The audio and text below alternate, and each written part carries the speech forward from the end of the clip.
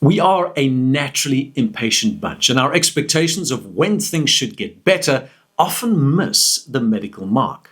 Let's use a hacking cough as an example.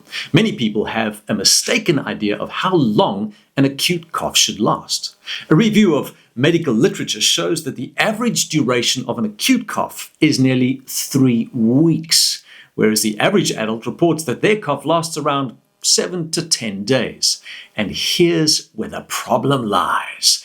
If you believe an acute cough should last about a week, you're more likely to ask your doctor for antibiotics after 5 to 6 days of having that cough. The trouble is, you can then be fooled into thinking that the antibiotic helped.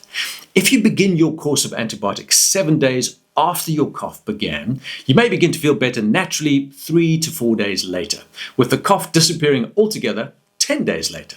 That coincides with the average duration of an acute cough and could lead you to incorrectly believe that the antibiotics cured your cough. You can use over-the-counter medications to treat your symptoms, but keep in mind that while they'll make you feel a bit better, they certainly won't make you get better any sooner.